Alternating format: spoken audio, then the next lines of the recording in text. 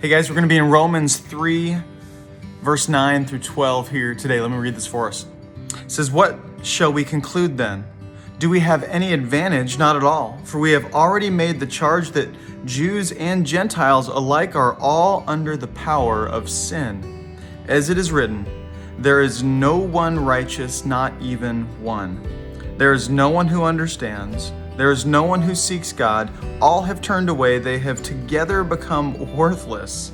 There is no one who does good, not even one." So this text specifically, Paul is making a case throughout the first part of Romans that we need Jesus. He's making a case that everybody is broken, we are all sinful, and we're all in desperate need of saving. Now this goes in sharp contrast to what the message of most in the world today is, which is that you are a generally good person. I'm a generally good person, and that at my root, I am a good person that does bad things once in a while. But Paul, throughout the book of Romans, makes a case that sin is invasive.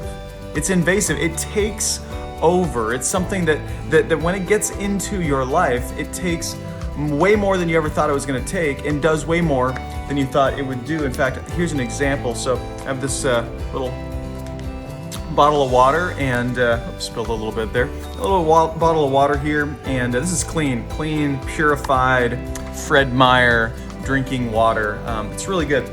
And then I have this is a container of acetone, and acetone cleans project residue, it says on the side. But aside from that, it's extremely flammable. It's a paint stripper is really what it is. So if we take a little bit of acetone, and here we go, we pour a little bit into the water, and the question would be, would I drink this water?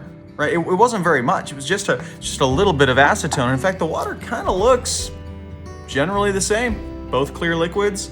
I mean, if I put this away, my kids might drink this, so I better pour this out. But here's the deal. How much poison does it take to ruin the water? It just takes a little bit of poison to ruin the water. And so the same is true with sin. And this text speaks about three things specifically: our minds, our hearts, and our wills. That our minds, our hearts, and our wills are actually prone to go away from God, to avoid the things of God. And so he's challenging all these things. When we say, "Oh, I just trust my mind, like I do what I think is best," well, you've thought some things are best that are not best before, right? Like we've all done that. I've thought some pretty crazy things before, and so I can't really just trust my mind. And maybe you say, "Well, just trust your heart, follow your heart." But the heart is sick and deceitful above all things. That's what the Bible says. And so I have a sick and deceitful heart. Why should I follow my heart?